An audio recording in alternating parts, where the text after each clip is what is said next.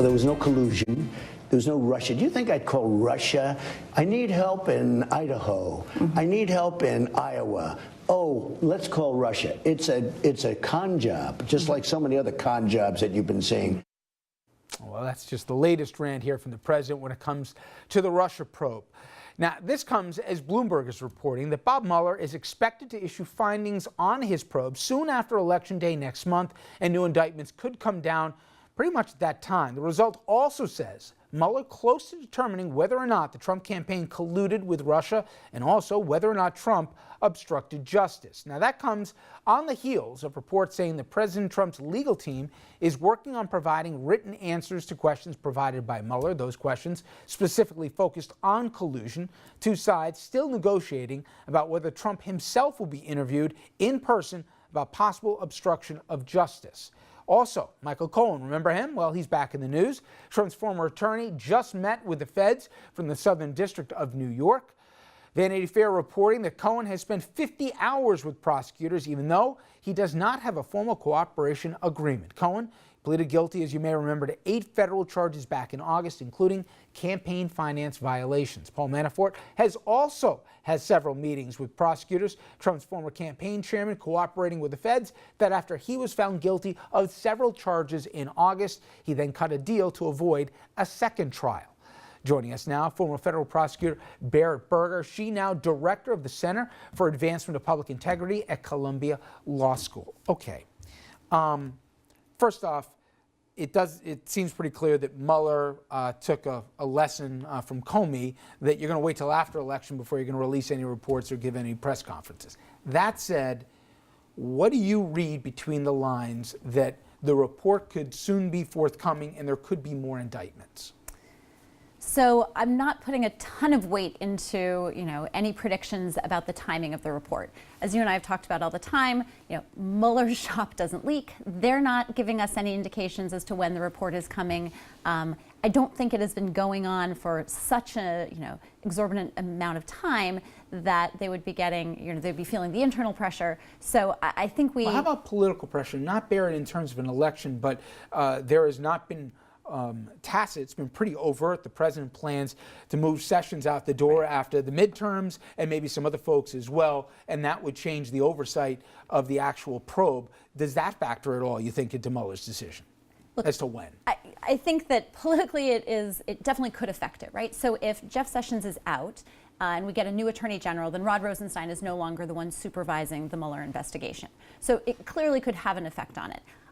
From what I know about the special counsel and his team, I do not think that they would be changing their strategy or, abandoning plans to, look at certain evidence simply because there could be a change in who was supervising their investigation. Now, will the report be issued soon? I mean, who knows? I think it is not likely that it'll come out right the day after the midterms. I mean, if you think about it, they have Paul Manafort, who's now cooperating. They still have to go through all of his information. They would not be meeting with him this much unless he had substantial information. He's not sitting down with them for his health. Exactly. The same thing, by the way, my question will be, whether it be for Cohen and even the former 40-year accountant that was with the Trumps, both father and Donald Trump, if they're meeting, as the reports are indicating, continuously with the Mueller team, why at this point? I thought they got everything they needed.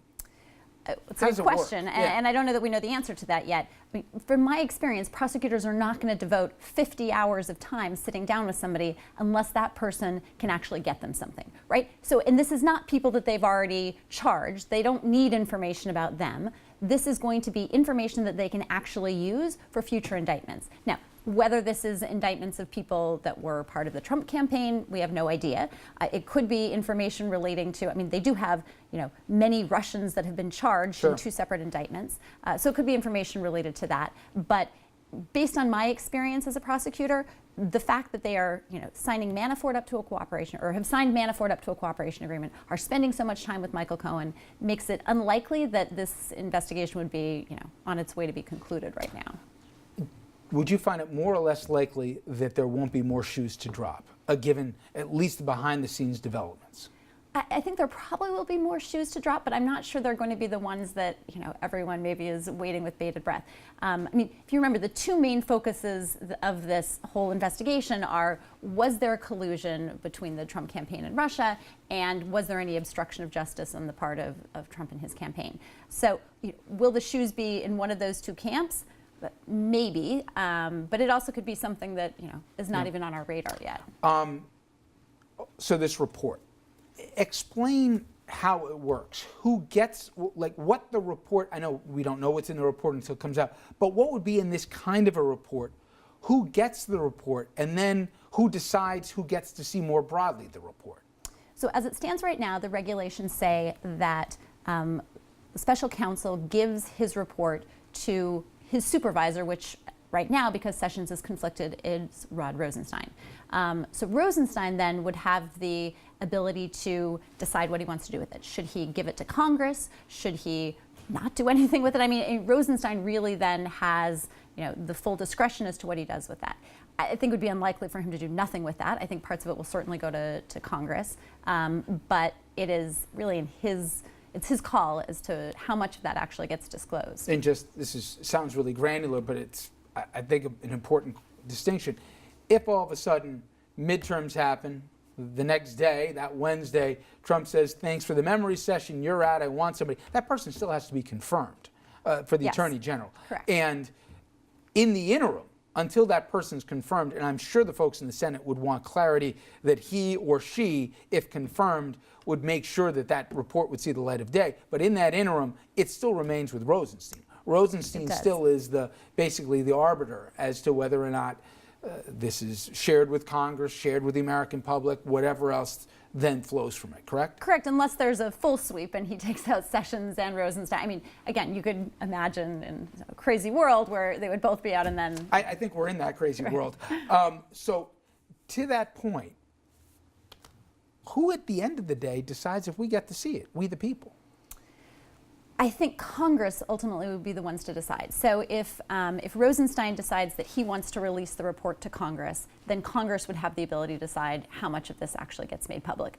Given the intense coverage of this, the intense public there's no involvement, way it wouldn't get out. There's no way that it won't get, at least portions of it won't get released. I think we're too far down for this to just be something that Congress looks at and puts in their desk. And then, of course, depending on what happens on November 6th, if the Democrats take control of the House, they have this magic thing called the subpoena power. Right. And then this whole thing, forgetting about just the report, potentially, once again, there could be subpoenas issued and then more people could come before and more questions would be asked. Right. I think everybody hopes, more generally, that so far it's stayed in a nonpartisan lane here with Bob Mueller, and that's where it should stay until we get some form of conclusion, right? Right, and one thing to remember too about the timing of all this, we just have heard that the special counsel gave these written questions to Trump's attorneys.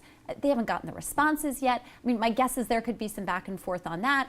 That may then lead to whether or not other subpoenas have to be, issued. Were you surprised written questions were offered rather than an insistence on an in-person interview? I know why the attorneys for Trump wouldn't want him sitting down under threat of perjury, right?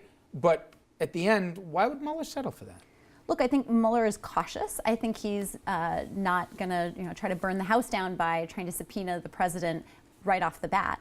I think probably the first play he does is to try to get these questions answered. Now, any former prosecutor would probably tell you that, how useful are these written answers to these questions that were carefully scripted by the lawyers. I don't know how much information they're actually going to get out of it, but I think he had to use that as his first step. It certainly will be an interesting next few weeks and then the weeks after that. Barrett, as always, thank you so much. All right, coming up next, we're seeing a whole lot of stories about, frankly, white people calling the cops here about African Americans that turns out are not committing any crimes, and they're calling on them for doing things like having barbecues, swimming, community pools, even trying to sell lemonade or just going into their apartments. So the question is, where does the law fall into this? Well, one lawmaker, if he has his way, he'll have something on the books that will make it a crime. We'll talk about that with Legal Panel after this.